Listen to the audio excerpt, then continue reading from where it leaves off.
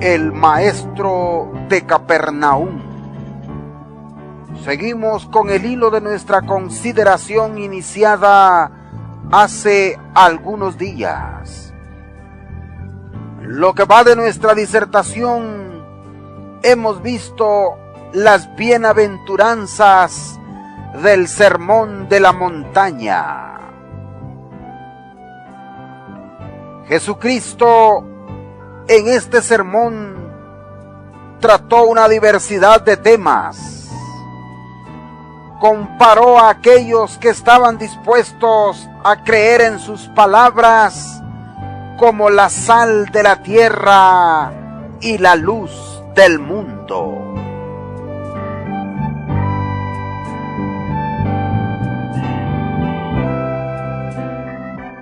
Vosotros sois la sal de la tierra, le dijo a aquella multitudinaria cantidad reunida, ávida de escuchar al enigmático maestro de Capernaum, la extraña figura, el hijo del carpintero de Nazaret, como se creía.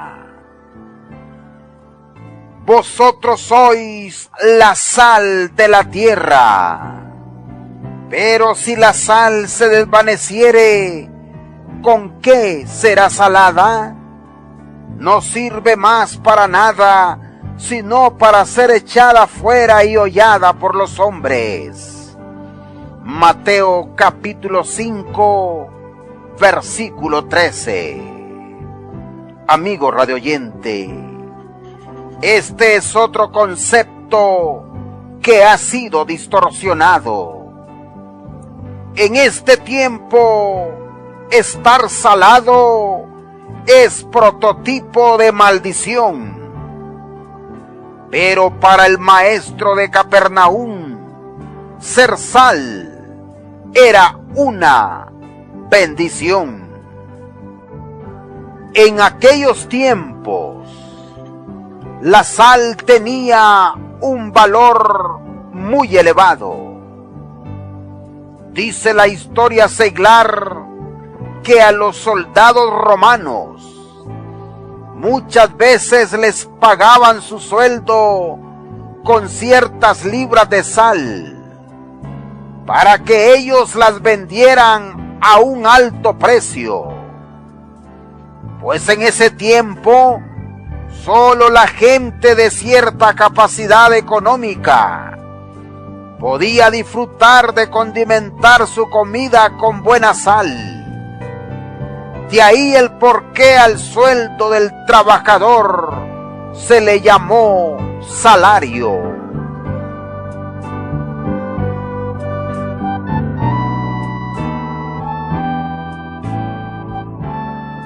Al comparar mi maestro a sus seguidores como sal, de cierto que les estaba dando una gran lección. La sal se saca del mar por un proceso de calor, y Jesucristo estaba sacando del simbólico mar que es el mundo, mediante el crisol de las pruebas y de la misma palabra, a la simbólica sal que combatiría la corrupción del mundo. El profeta Isaías presenta a este mundo como un hirviente mar, pero los impíos son como el mar en tempestad. Isaías capítulo 57 y versículo 20. De ese hirviente mar de pasiones, el Señor ha estado haciendo su sal. Los verdaderos cristianos que nunca se han doblegado ante la corrupción, pecado y bajas pasiones del mundo. Este mineral precioso ha servido en todos los tiempos para dos cosas importantes: para preservar las carnes y para darle sabor a los alimentos. Y estas son las dos grandes funciones que iban a desempeñar en la sociedad los hombres y mujeres que aceptaran vivir conforme al sermón de la montaña. Los verdaderos cristianos deben ser como sal, contribuyendo grandemente para que este mundo no se corrompa, y al mismo tiempo poniéndole el buen sabor a la vida a través del Evangelio, que es la palabra del Santo, la que está bien cargada de esa preciosa sal que le trae sabor a la vida y que a través de la palabra evita que se corrompan en la maldad. Bien escribió el apóstol: sea vuestra palabra siempre con gracia, sazonada con sal, para que sepáis cómo debéis responder a cada uno. Colosenses capítulo 4, versículo 6.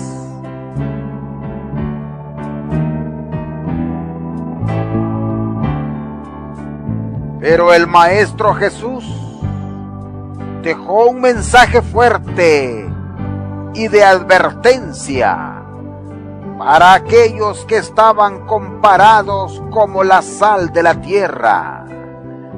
Y les dice así: pero si la sal se desvaneciere, ¿con qué será salada? Si la sal se arruina, ¿con qué la van a curar? Si los cristianos se corrompen, ¿quiénes lucharán contra la corrupción? Si los cristianos se degeneran, ¿quién entonces luchará contra el pecado? La historia marca que cuando los hijos de Dios se corrompieron, ya no hubo más que hacer en este mundo.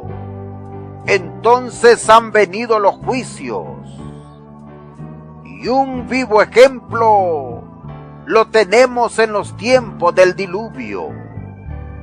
Aconteció que cuando comenzaron los hombres a multiplicarse sobre la faz de la tierra, y les nacieron hijas, que viendo los hijos de Dios que las hijas de los hombres eran hermosas, tomaron para sí mujeres, escogiendo entre todas.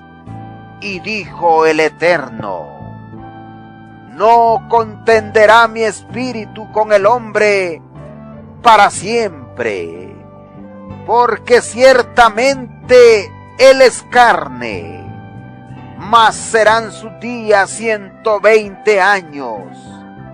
Y vio el Señor la maldad de los hombres, que era mucha en la tierra, y que todo el designio de los pensamientos del corazón de ellos era de continuo solamente al mal.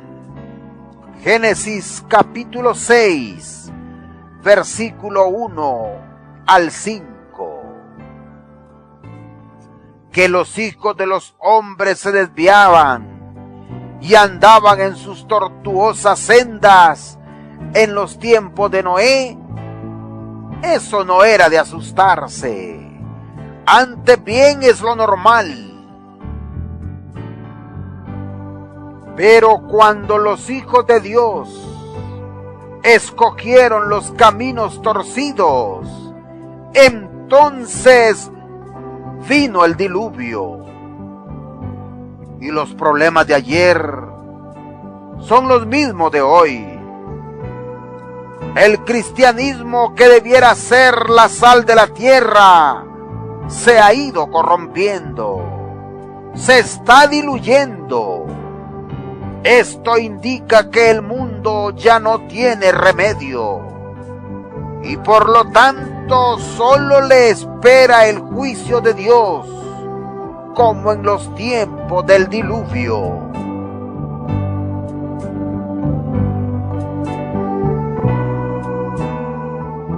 De manera que aquella gente que escuchó a Jesús tuvo que haber entendido perfectamente bien el por qué los comparaba como la sal de la tierra. En esos precisos momentos, el linaje sacerdotal se había corrompido. En ese tiempo, el sumo sacerdote no era puesto por Dios, sino que estaba manoseado por los codiciosos sacerdotes y los políticos romanos. Y de esa manera miraban a quien ponían conforme a sus intereses. También los profetas ya no predicaban lo recto. Y si alguien lo hacía, le cortaban la cabeza, como lo hicieron con Juan el Bautista. Así que había que crear una nueva organización que luchara contra la corrupción, contra el pecado y preservara la verdad de Dios. Y el Señor buscó primero entre los incultos galileos personas que tenían vocación para este desafío. Y sí los encontró, aunque pocos, como el gran Mateo, al imperactivo Pedro, al belicoso Juan y Jacobo. A estos y a muchos más, poco a poco los fue moldeando, hasta que se convirtieron verdaderamente en la sal de la tierra, sal que todavía perdura mediante sus escritos.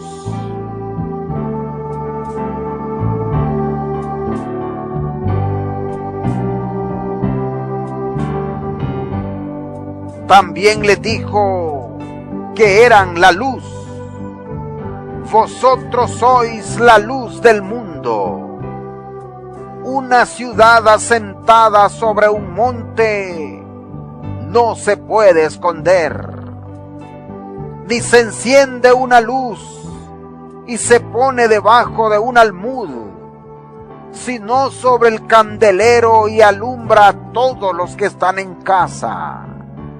Así alumbre vuestra luz delante de los hombres, para que vean vuestras obras buenas y glorifiquen a vuestro Padre que está en los cielos.